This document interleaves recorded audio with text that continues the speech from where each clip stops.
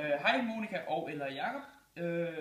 Jeg skal med udgangspunkt i vores statistikprojekt forklare lidt om ugrupperede observationer, og så skal jeg bestemme kvartiltallet ud fra tællemetoden og middeltallet og et boksplot.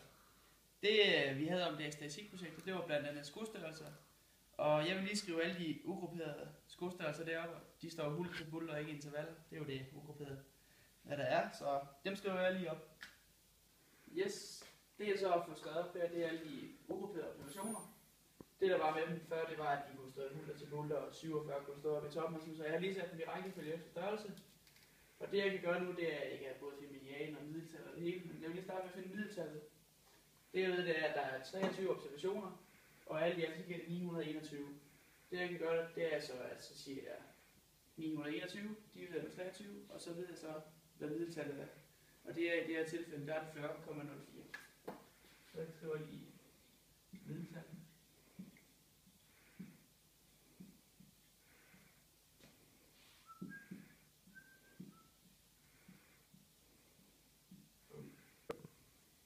Det var så middeltallet, så noget andet jeg kan finde, det er største og mindste værdi.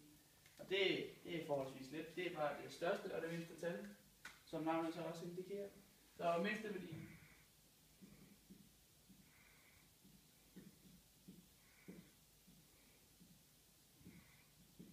Det er jo 36.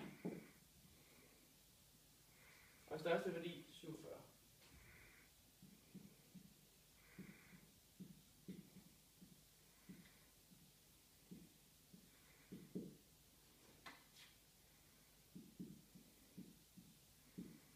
Så når man skal have sådan en boksplot, så er det også vigtigt, at man ved, hvad medianen er.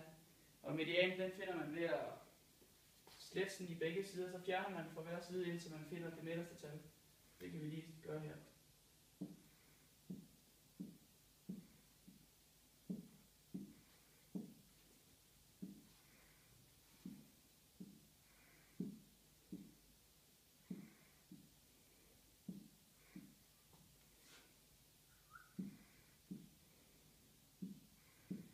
Så finder vi så ud af, at det er 39.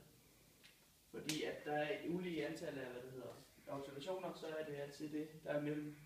Eller så er det altid selvfølgelig det giver, men hvis det nu var landet mellem 40 og 41, og det var lige antal observationer, så ville det så være 40,5. Yes. Jeg skriver lige medianen op, så vi ikke glemmer den.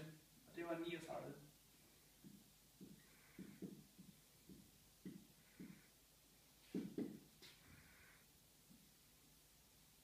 Så når vi har fundet medianen, så kan vi også finde noget andet vigtigt, der skal til for at lave et godt boksplot. Og det er første og anden kvartil. Og det man gør ved, når man skal finde det, så starter man på den median, vi fandt der. Og hvis vi nu skal starte med at finde første kvartil, så gør vi det samme igen, hvor vi sletter på hver side her. Lige samme måde som før. Og det giver så, 38, så det skriver vi lige.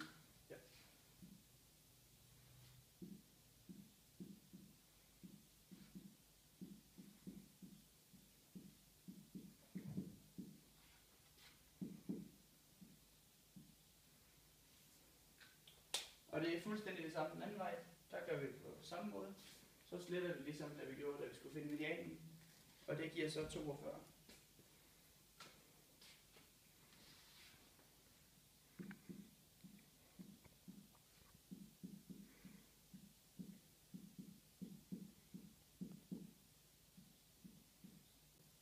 Yes. Så har vi fundet alle de vigtige tal, der skal til for at lave et boksplot.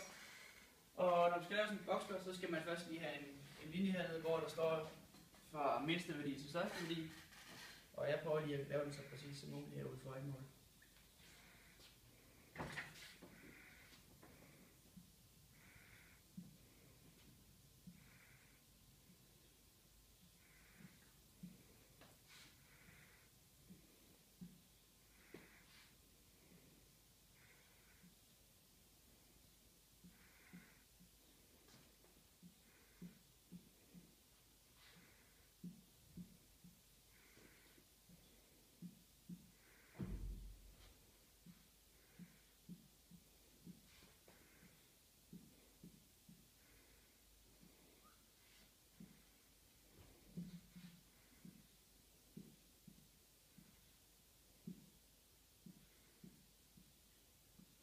Så har vi den linje på plads. Og et boxplot, der skal man starte ud fra venstre siden med mindste værdien. Det gør man i hvert fald typisk. Jeg tror ikke, der er nogen regler for det. Så vi starter med at lave en streg, en ret linje herude. Eller et forsøg på det i hvert fald.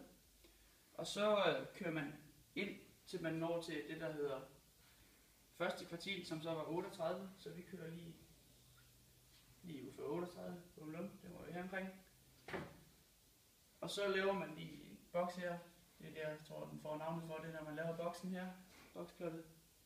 Og så kører man ind til medianen, som var 39. Og så lukker man ligesom af lige for at vise midten af der. Og så over til anden kvartil, som var 42.